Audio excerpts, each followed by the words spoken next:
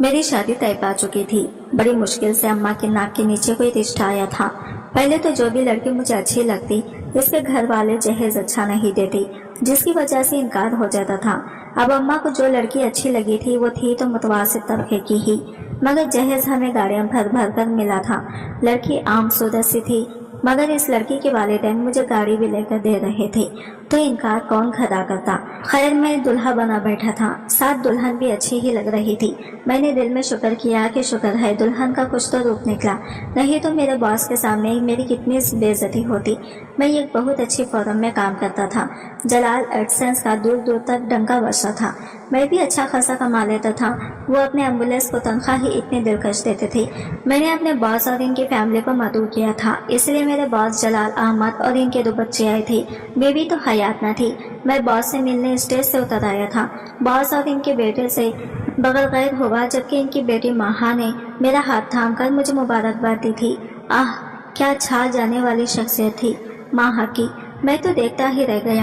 वो भी बड़ी बेबाकी से मुझे तक रही थी। मैं इनसे मिलकर वापस स्टेज पर जा बैठा था। मेरी सारी तवज्जो का मरकज माहा ही थी। वो भी मुस्कुरा मुस्कुरा कर मुझे देखती रही। इस सारी महफिल में मुझे माहा के सिवा कोई नजर ही नहीं आया था। हमने आंखों ही आंखों में बहुत से फासले समेट लिए थे। तकरीब खत्म हुई। मैं स्टेज से नीचे उतरा तो माहा मेरा हाथ थामकर मुझे एक कोने में ले गई। इसने बिना कोई पट्टी लपटे मुझे साफ साफ कह दिया कि कबीर, मैं तुमसे शादी करना चाहती हूँ, आज और अभी, मगर मेरी एक शर्त है। इस शादी के लिए तुम्हें इस लम्हे अपनी बीवी को तलाक देना होगी। फैसला सोच समझ कर करना। वो इतना कहकर मेरा हाथ छोड़कर चली गई। मैं शरीर से शेषो बिंज में मुब्तला था।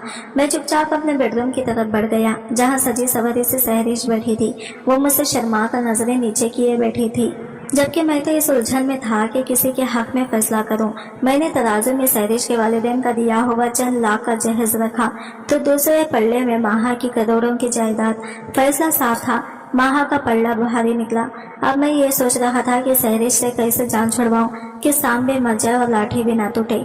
मैं बड़े गौर से सहरिश के सराबे का जायजा ले रहा था, जबकि वो मेरी नजरों को खुद पर पाकर मजीद समेटती ही जा रही थी।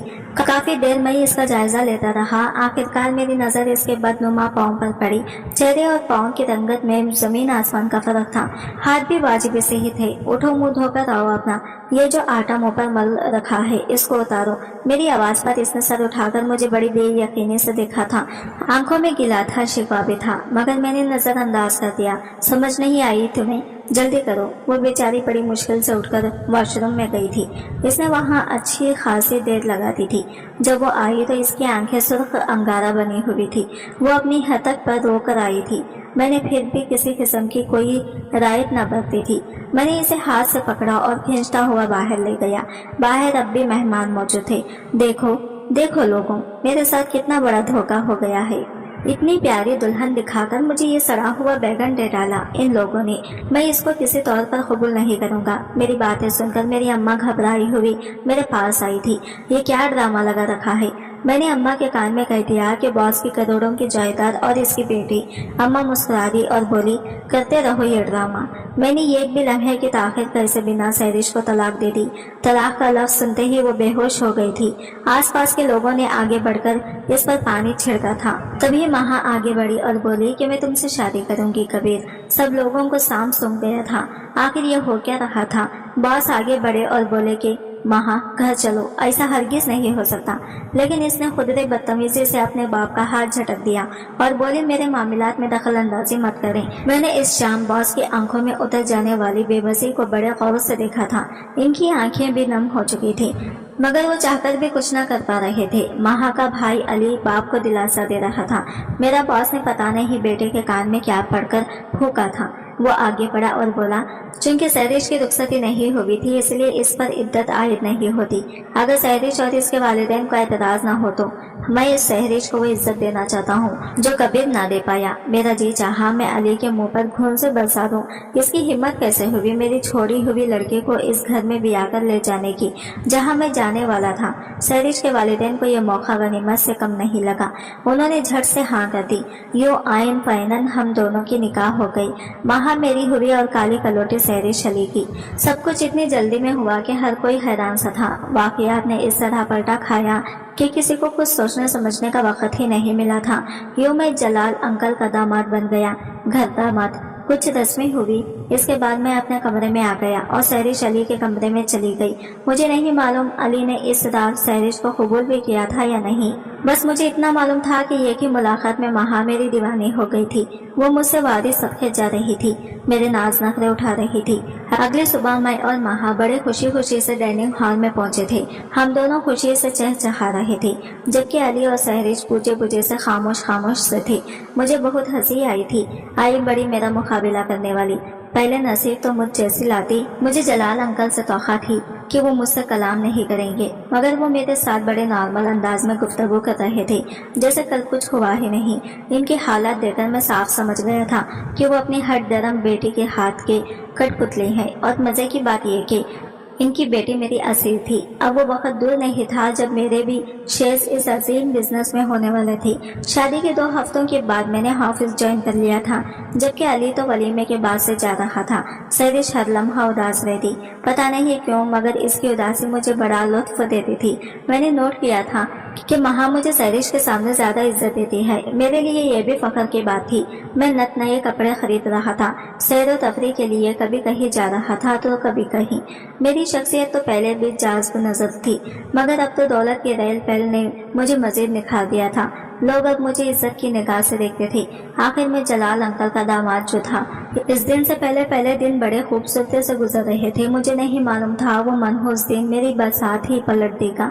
तो हुआ कुछ यूं कि एक दिन मैंने सहरिश को बड़ा उदास सा पाया, जैसे कि वो अक्सर हुआ करती थी। मगर जैसे ही अली घर दाखिल हुआ, वो खिलखिला से उठी थी। अली भी इससे बड़ी गर्म जोशी से मिला था। फिर वो दोनों अपने कमरे में चले गए। मैं सोचता ही रह गया कि इनकी आपस में कैसे बन गई। सहरिश कैसे खुश नजर आ सकती है। खुश होने का तो सिर्फ मुझे ही हक है। मुझे ना जाने क्यों सहरिश से जलन सी हुई थी।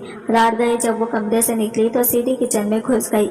मैं भी सबसे नजर बचाकर किचन में घुस गया था। वो चाय बना रही थी। सहरिश, क्या मिल गया तुम्हें अली के साथ शादी करके? तुम तो अपने जैसे किसी मिडिल क्लास लड़के के साथ ही बचती। फिर देखो ना, वो तुम्हें वक्त भी नहीं देता और ना ही तुम्हारा ख्याल रखता है। तुम जानती हो ऑफिस में इसका कितनी लड़कियों के साथ चक्कर चल रहा है। वो मेरी बातों को अनसुना करके चाय बनाती रही थी, यानी मैं तो कुछ था ही नहीं। इसने तो मुझे जवाब तक देना गवारा नहीं किया था। इतने में महा पानी लेने किचन में आ गई। इसने हम दोनों को यूं तन्हा देखकर ना जाने क्या मतलब लिया था। वो मुझे रूम में ले गई थी, मुझ पर खूब चीखी चिल्लाई थी। जो गड्ढा मैं अली के लिए खोद रहा था, इसमें खुद गिर गया था। महा मुझ पर शक करने लगी थी। वो यही समझी थी कि मैं सहरिश के पीछे हूँ। महा ने मुझसे बहुत बुरा सलूक रखवा रखा था। मैं इसकी मिन्नतें करता रहा। 2 हफ्ते बाद जाकर कहीं महा का मूड ठीक हुआ था। फिर हम दोनों दुबई चले गए। वहाँ से 2 हफ्ते बाद लौटे तो घर का नक्शा ही बदल चुका था। अली और अंकल तो सहरिश के वारिस सदके जा रहे थे। मुलाजमीन पर इसके आजारादारी थी। हर चीज इसके हुक्म से हो रही थी। मैं ये सब बड़ी मुश्किल से बर्दाश्त कर रहा था, मगर क्या करता, मैं कुछ कर भी तो नहीं पा रहा था। ना जाने क्योंकि महा ने मुझे सर से उतारकर जूती के नोक पर रखना शुरू कर दिया था। वो बात बात पर मुझे बेइज्जत करती। मैं बस जहर के घूंट भरकर रह जाता। गुस्सा तो मुझे भी आता, मगर मैं काबू कर जाता। अभी से अगर मैं महा को गुस्सा दिखाने लग जाता तो फिर अमीर बनने का ख्वाब ही रह जाता। अभी तक महा ने मेरे नाम पर फूटी कौड़ी भी नहीं की थी। जब भी मैं इससे किसी चीज का तकाजा करता, वो मुझे 2 कौड़ी का करके रख देती। मैंने सहरिश की एक बात नोट की थी। वो अली को बहुत इज्जत और एहतराम देती थी। इसकी कोई बात न टालती थी। कभी कभी मेरे दिल में अजीब से चुभन होने लगती थी। महा ने अब ये तरीका अपना लिया था। वो जैसे ही सहरिश को देखती, वो मुझको काट खाने को दौड़ती थी, बार बार छिड़कती। मुझे बहुत सबकी होती थी। एक रात तो मुझे महा ने कमरे से ही निकाल दिया था। फिर तो ये सिलसिला चल निकला था। जैसे ही महा का मूड खराब होता, वो मुझे रूम से निकाल देती थी। मैंने इसके बदलते रवैये की वजह पूछी तो इसने साफ साफ कह दिया कि तुमसे मेरा दिल भर गया है। मुझे इसकी बात बड़ी अजीब लगी थी। इंसानों से भी भला दिल भरते हैं। मैं तो फिर था भी इसका शौहर। एक दिन मेरी और महा की बड़ी जबरदस्त लड़ाई हुई थी। वो गुस्से में घर से बाहर चली गई थी। मैंने भी गुस्से में कमरे की हर चीज तोड़ डाली थी। फिर मूड को जरा बेहतर करने के लिए मैं भी बाहर निकल गया और एक बेहतरीन से पिज्जा हट चला गया। मैं बैठा अपने ऑर्डर का इंतजार कर रहा था जब अचानक मेरी नजर किसी पर पड़ी। मैं हंसना भूल गया था। मेरी ऊपर की सांस ऊपर और नीचे की सांस नीचे रह गई थी। वो महा थी। और इसके साथ कौन था, मैं इसे पहचान नहीं पाया था। مہا کسی لڑکے کے ساتھ ہنس ہنس کر باتیں کر رہی تھی۔ وہ بار بار اس کے کندھے پر اپنا سر رکھ دیتی تھی۔ مجھ سے یہ سب برداشت نہیں ہوا تھا۔ میں ہانپتے ہوئے مہا کی طرف بڑھا تھا۔ میں اپنے پورے زور سے چیخا تھا، یہ کیا بے ہودگی ہے مہا؟ اس نے چونک کر میری طرف دیکھا۔ اس کی نظروں میں بس حقارت ہی حقارت تھی۔ آرام سے اتنا کہہ کر اب پھر سے وہ اس لڑکے کی طرف متوجہ ہو چکی تھی۔ آخر کیوں؟ میں نے آگے بڑھ کر مہا کو ہاتھ سے تھام کر کھینچا تھا۔ وہ مجھ سے اس چیز کی توقع نہیں کر رہی تھی۔ اس نے میرے منہ پر تھپڑ جڑ دیا اور ساتھ ہی سیکورٹی کو بلا کر مجھے ریسٹورینٹ سے نکال دیا تھا۔ اتنا ہی کافی نہیں تھا، وہ گھر آ کر بھی مجھ پر بہت چیختی چلائی تھی۔ انکل اور علی حیرت سے تک دیکھ رہے تھے، لیکن میں نے ان کو کچھ بھی نہیں بتایا، اس لیے نہیں کہ ایسی بات سن کر مہا ان کے دل سے اتر جائے گی، بلکہ صرف اس لیے تاکہ ان کی نظر میں میری عزت بنی رہے۔ میں بہت پریشان تھا۔ کھیل شروع ہونے سے پہلے میرے ہاتھوں سے نکل گیا تھا۔ میں ابھی مہا سے کچھ بٹور نہیں پایا تھا کہ ایک نیا کھلاڑی میدان میں آ گیا تھا، لیکن میں نے ہمت نہیں ہاری۔ رو دھو کر تڑپ تڑپ کر میں نے مہا کو اپنی محبت کا یقین دلایا۔ اس نے مجھے معاف بھی کر دیا۔ پھر حالات بہتر ہونے لگے تھے۔ میرے سر سے بھاری بوجھ پھیلا تھا۔ میری حالت بہتر ہوئی تو میں نے ادھر ادھر کے حالات کا جائزہ بھی لیا تھا۔ سہرش نے پورے آب و تاب سے گھر کی ملکیت سنبھالی ہوئی تھی۔ وہ ملکہ بنی بیٹھی تھی اور یہی میری حالت ملازموں سے بھی بدتر تھی۔ میں نے دل میں تیار کیا تھا کہ جیسے ہی مہا میرے پورے کنٹرول میں آ گئی، سب سے پہلے میں سہرش کا پتہ صاف کروں گا۔ انہی دنوں مجھے مہا نے ورلڈ ٹور پر جانے کی نوید سنائی تھی۔ میں خوشی سے پھولے نہیں سما رہا تھا۔ ورلڈ ٹور کا خواب میں بچپن سے دیکھتا چلا آ رہا تھا۔ میں نے اور مہا نے مل کر شاپنگ کی تھی۔ یوں ہی ایک دن ہم پاکستان سے نکل پڑے تھے۔ سب سے پہلے ہم دبئی پہنچے تھے۔ میں انتہائی خوش تھا، سب کچھ اچھا جا رہا تھا، مگر مہا نے ایک بار پھر سے پلٹ دی تھی۔ اس نے ہوٹل میں اپنے لیے اور میرے لیے علیحدہ علیحدہ کمرے بک کروائے تھے۔ میرے استفسار پر اس نے کریڈٹ کارڈ میرے ہاتھ میں تھما دیا تھا اور بولی تھی کہ دبئی میں اپنے ذات کی کھوج میں آئی ہوں۔ میں یہ تلاش کرنا چاہتی ہوں کہ مجھے میری زندگی میں تم چاہیے بھی ہو یا نہیں۔ کریڈٹ کارڈ تو ایک محض ایک رشوت تھی، منہ آنکھ کان بند کرنے کی۔ وہاں مجھے چھوڑ کر اس لفنگی کے ساتھ گھومتی تھی جس کو میں نے اس کے ساتھ پاکستان میں دیکھا تھا۔ میں نے یہ کڑوا خون بھی بھر لیا تھا۔ 3-4 ممالک تو وہ لڑکا ہمارے ساتھ رہا، مگر پھر مہا نے اس کو بھی دھتکار دیا۔ پھر نئے سفر اور نئے لڑکے۔ تقریب 6 ماہ کی اذیت برداشت کر کے میں جب پاکستان پہنچا تو انکل میری شکل دیکھ کر حیران رہ گئے تھے۔ انہیں مجھ پر ترس بھی آیا تھا۔ اس رات میں نے مہا سے 2 ٹوک بات کرنے کا فیصلہ کیا تھا۔ میں نے صاف صاف پوچھ لیا تھا کہ مہا، میں تمہاری زندگی میں کیا حیثیت رکھتا ہوں؟ اس کا جواب کافی کڑوا تھا۔ کبیر، کیا تم نے کبھی مجھ جیسی بگڑی امیر زادیوں کے بارے میں نہیں سنا؟ ہم امیر زادیاں یہ غریب سا لڑکا چن کر ان سے شادی کر لیتی ہیں۔ وہ ہوتا ہے لالچی، اسے زندگی سے جو چاہیے ہوتا ہے، عزت، دولت اور وقار، ہم وہ دے دیتی ہیں۔ شادی شدہ کا ٹیگ لگنے کے بعد ہمیں اپنی منمانی کرنے کی کھلی اجازت مل جاتی ہے، اور جو ہمارے شوہر ہوتے ہیں وہ بس نام کے ہی شوہر رہ جاتے ہیں۔ میری زندگی میں تمہارا بھی یہی مقام ہے۔ ہمارا نکاح نامہ فقط میری عیاشی کا پروانہ ہے۔ تمہیں کیا لگتا ہے کہ اگر میں شادی شدہ نہ ہوتی تو ڈیڈ مجھے یوں ورلڈ ٹور پر جانے دیتے؟ نہیں نا۔ میں نے وہاں کتنے دوست بنائے، مگر تم نے اف تک نہ کی۔ یہی ڈیوٹی اب تمہیں عمر بھر نبھانا ہے۔ میں مہا کی باتیں سن کر خاموشی سے اٹھ کر باہر چل دیا تھا۔ مہا کی باتوں نے میری آنکھیں کھول دی تھی۔ میں لان میں بیٹھ کر خاموش آنسو بہا رہا تھا جب مجھے انکل کی آواز سنائی دی، برخوردار، یہاں لان میں اکیلے بیٹھے ہو کیا؟ پھر سے مہا کے ساتھ لڑائی ہوئی ہے؟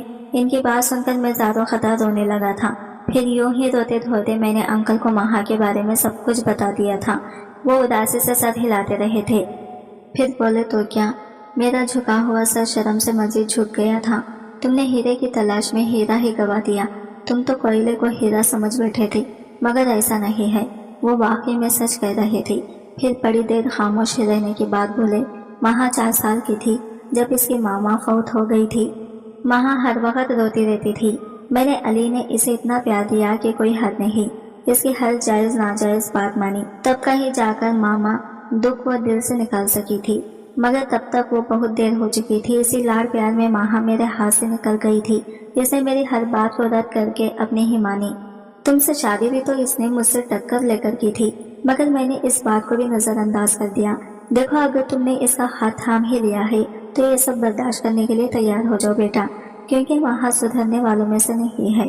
مجھے پتا تھا کہ امیر لڑکیاں کافی بگڑی ہوئی ہوتی ہیں، तभी तो मैंने अपने बेटे की शादी सैरिश से कर दी। अब देखो ना वो कितना खुश है। अल्हम्दुलिल्लाह इनकी बात सुनकर मैंने लॉन्च की तरफ देखा। वहाँ सैरिश मलिका बनी बैठी थी। सब कुछ इसके हाथ में था। इसने अपनी अच्छाई से सबको अपना गिरवेदा बना लिया था और मैं ना घर का रहा था ना घाट का। हमारी शादी को साल हो गया था। मैं मजीद तन्हा, परेशान और डिप्रेशन का शिकार हो चुका था। वहाँ के वो ही मशागिल थे। वो नए नए दोस्त बनाती, इनके साथ घूमती फिरती, फिर इनको भी छोड़ देती। कभी मेरे साथ हंसकर बात कर लेती तो कभी मेरी दुश्मन बन जाती। मैंने एक फैसला कर लिया था। मुझे लगा था महा मेरा फैसला सुनकर बहुत खुश होगी, मगर वो तो परेशान सी हो गई। इसने मुझसे फैसला बदलने को कहा, मगर मैं अपनी जिद पर अटल रहा। मैंने इसे साफ साफ कह दिया था कि मैं तुम्हें तलाक देकर यहाँ से चला जाऊंगा। महा बोली, तुम्हें क्या परेशानी है इस घर में? दौलत, नौकर चाकर सभी तो है। जहाँ तक मेरी यानी तुम्हारी बीवी की बात है कि मैं तुम्हें वक्त नहीं देती या तुम्हारी इज्जत नहीं करती, तो जरा सोचो तुमने औरत से शादी की है कब है? तुमने तो पैसे से शादी की थी, जो तुम्हें मिल भी रहा है। अगर तुम्हें औरत चाहिए होती तो तुम सैरिश को कभी न टकराते और मेरे भाई की तरह खुश रहते। कितना सच बोला था इसने। मुझे सच सुनकर खुद से नफरत हो गई थी। मैंने महा की मिन्नतों के बावजूद इसको तलाक देती थी। वो मुझे हमेशा अपनी आज़ादी का परवाना बनाकर साथ रखना चाहती थी। इसने मुझे अपनी जायदाद से एक फूटी कौड़ी भी नहीं दी थी। मैं अपनी छोटी छोटी जरूरत के लिए महा के आगे हाथ फैलाता था। सैरिश ने एक तंदुरुस्त बच्चे को जन्म दिया था। मैं इसे बेटे की मुबारकबाद देकर हाथ जोड़कर माफी मांगने लगा था। इसने मुझे माफ तो कर दिया था, मगर इस शर्त पर कि मैं किसी का गमगुसार बनूंगा। मैंने वो जॉब छोड़कर कहीं छोटी मोटी नौकरी ढूंढ ही ली थी। मेरी अम्मा को भी सबक हासिल हो चुका था। वो कहती थी कि हम सूखी गीली खा लेंगे, मगर मेरा बच्चा मेरी नजरों के साथ रहे। मैंने अम्मा से अपने लिए किसी तलाक याफ्ता लड़के का रिश्ता ढूंढने को कहा था। अम्मा को एतराज था, मगर मेरे मजबूर करने पर वो मान ही गई थी। यूं सबा अपने 2 बच्चे समेत मेरे घर मेरी दुल्हन बनकर आ गई थी। सबा बिल्कुल सैरिश की तरह फर्माबरदार थी। मैंने सबा के बच्चों को अपने बच्चे समझकर इनके सर पर दस्ते शफकत रखा था। मेरी जिंदगी से सारी फिक्रें, उलझने खत्म हो चुकी थी। अब सुकून ही सुकून था। आज की वीडियो कहानी आपको कैसी लगी कमेंट करके जरूर बताएगा, और वीडियो अच्छी लगी है तो लाइक शेयर जरूर कीजिएगा। हमारे चैनल को सब्सक्राइब करें फ्रेंड्स। मिलते हैं अगली वीडियो के साथ, तब तक के लिए बाय बाय, टेक केयर, अल्लाह।